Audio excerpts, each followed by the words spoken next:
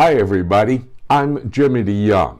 Welcome to another edition of Prophecy Today Intelligence Briefing. The headline today, China is preparing for war with America. However, America does not seem to be concerned. That's the headline.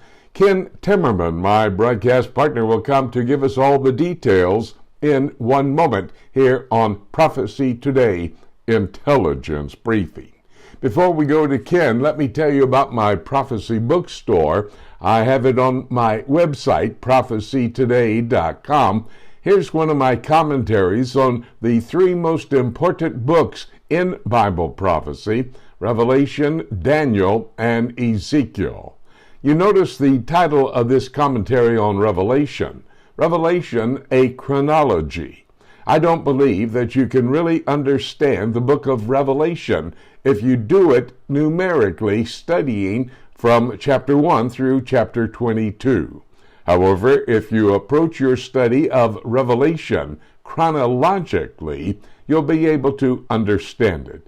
My prophecy book here is available at my prophecy bookstore. This commentary on Revelation will lay out chronologically how the book unfolds. And in a moment, we'll be talking about China. When you go to chapter 16, that would be the vial judgments. You'll see how China is a key player in the last 3.5 years of the tribulation period. But also, Ken is going to bring to our attention the nation of Russia. And in Ezekiel chapter 38 and verse 2, you'll see Magog, that is what is modern-day Russia. Ezekiel's commentary is very excellent in helping you to understand how this prophetic book is basically looking at what we are seeing unfold in our world today. Go to my prophecy bookstore where you can purchase both my commentary on Revelation, a chronology, and also the commentary on the book of Ezekiel. That's my prophecy bookstore on my website, prophecytoday.com. Now for the details on the headline for Prophecy Today Intelligence Briefing, here is Ken Timmerman. Xi Jinping, who is the president, of course, seems to be mobilizing China for a war and possibly with nukes. What can you tell us? Well, Jimmy, this has been building for a number of years. The Chinese have talked about the 100th anniversary of the Chinese Communist Party. That's this year, but they also have said they want to become the world's hegemon by the 100th anniversary of the revolution. That would be 2049. I think what we're seeing now is an acceleration of that timetable, and it's an acceleration based on many things. First, the Chinese have greater economic power than they might have forecast 20 years ago. Second, they have much greater military power and have been able to acquire cutting-edge military technologies, initially by stealing them and buying them from the U.S. during the Clinton administration. But today, they are now pretty much self-sufficient in all of their military hardware, and they are building a blue water navy to be able to challenge the U.S. around the world to keep us out of the South China Sea and other places, and they have an air force which is increasingly capable and on a par with the United States. So President Xi has been telling his people that China is on the march, they're on the move, that the United States cannot hold them back, and he's starting to use language which we saw in the 19th century and before, when during the emperors, the period of the Chinese domination, where he's talking about everything in the world, under the world, being under Chinese domination. The latest moves, Jim, and I think this is what really precipitates this talk of a war breaking out, has been reinforcement of Chinese troops along the Indian border in the Himalayas. The United States ought to be worried. They were certainly worried when President Trump was in office. We haven't heard a peep out of the Biden White House about this, but 50,000 troops on the razor's edge with India up in those mountains is something to be extremely concerned about, seeing as both countries are nuclear armed. And at the same time, Ken, I'm reading an article that says China's military is making preparation for war while America's military is going woke. Boy, that is really concerning, isn't it? Well, it is, and we hear this all the time from the top down, from the Secretary of Defense in the United States, on down the troops. We see these awful recruitment videos. I'm sure many of our listeners have seen them either on Newsmax or Fox News, and they're putting that ahead of what the Army's true mission is, which is to defend this nation from all threats, from overseas threats. And they're not talking about the defense of this nation. They're talking about transforming the military in ways that Barack Obama talked about transforming America, to turn it into something other than the defense force of our country, but a way of social transformation. That is very concerning when you see the Chinese, again, building up their military along the border with India, but also dramatically escalating their ballistic missile capabilities, their nuclear weapons capabilities. The Pentagon has come out with a report recently that says that China has more than doubled its intermediate-ranged nuclear-capable missile forces in just the past 2 years. So this is something that we really, really need to be watching. China is definitely on the march. They feel that they have achieved victory through COVID, the spread of COVID worldwide. We have not stopped it, and we have not yet focused the blame on China, which I believe is where it belongs. And I think the Chinese also know that's where the blame belongs.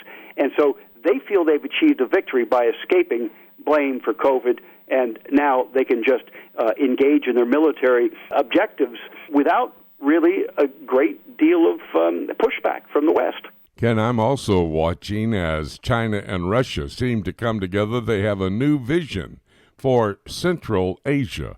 Give us the latest on that. Well, the irony here, Jimmy, is that we talk about the Silk Road, and the Chinese talk about the Belt and Road Initiative, which is to reinvigorate the Silk Road from the 11th century, from the 12th century, when China was connected to Europe through Central Asia. Throughout the Soviet period, from 1920 basically until 1990, that whole area was dominated by the Soviet Union. It was part of the Soviet Union. Kazakhstan, Kyrgyzstan, Uzbekistan, Turkmenistan, all of those countries which the Chinese are now trying to make inroads in were part of the Soviet Union. They were Soviet republics. Today they are independent states. And so the Chinese are competing with Russia, if you wish. The Russians are having a hard time recouping their influence in those previous vassal states. So the Chinese see this as a great opportunity, and they are investing. They're building infrastructure. They're building railroads. They are investing in people, in leaders, corrupting leaders.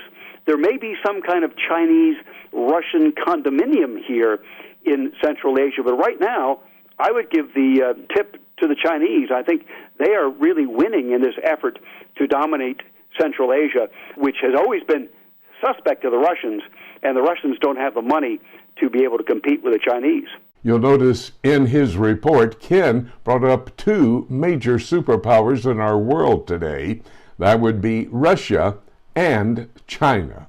When you look at the overall picture between the rapture of the church and the return of Jesus Christ, that period in between, called the tribulation period, that 7-year period of time described in both Daniel, Ezekiel, and Revelation, will lay out what is going to take place.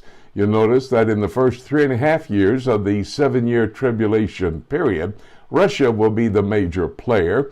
Ezekiel 38, Psalm 83, Daniel chapter 11 lays out the coalition of nations that will form, led by Russia, to try to destroy the Jewish state of Israel. In the last 3.5 years, China, one of the kings of the East, that's Revelation chapter 16 and verse 12, China will be the major player.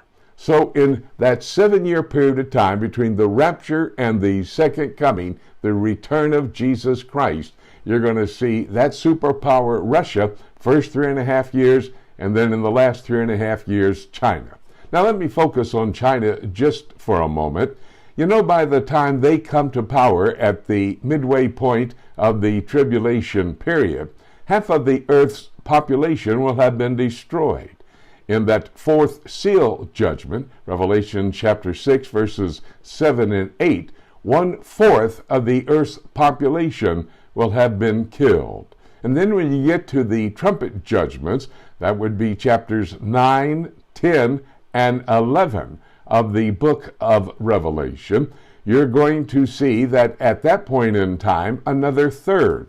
So if you have 4 parts of the population of the nation of Israel and the entire world, then you take out 1/4, you have 3 parts left, and then in the trumpet judgment, another third, only half of the earth's population in this world at that point in time.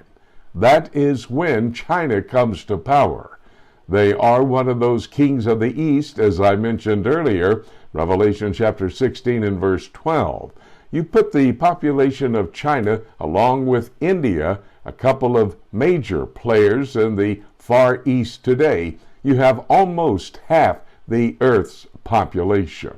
Well, China will have to get involved, become a partner with the Antichrist, who will be headquartered in modern-day Iraq in Babylon, on the shores of the Euphrates River outside of Baghdad, Iraq. And in partnership with China, the Antichrist will be able to control the entire world economically. Everybody will have to have a mark on the forehead or the back of the hand to be able to buy or sell. And so China's desire to become the economic power of the world will be accomplished in that 3.5 years in partnership with the Antichrist. They want to be number one militarily as well. That's why they are now preparing to go to war with America.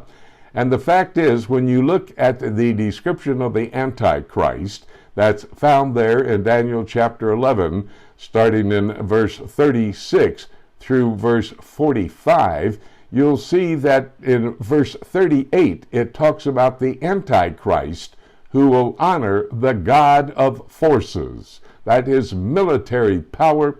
And so China will be able to achieve their goal of becoming number one economically and militarily. However, they will have to do that in partnership with the Antichrist. Now, China does come to power. They are the leaders of the nations of the world that will gather in Jerusalem at the time of the return of Jesus Christ. This prophetic scenario that I have just given to you will all begin after the rapture of the church. And that's when Jesus shouts, the archangel shouts, the trump of God sounds, and you and I who are Christians shall be caught up to meet him in the air. And by the way, that rapture could happen at any moment, even today. You know, when I say that, there's not much left for me to say, except let's keep looking up until that does happen. I'm Jimmy Young. Thank you so very much for joining us on this edition of Prophecy Today Intelligence Briefing. Be sure to come back again next time when I will continue to look at current events in light of biblical prophecy.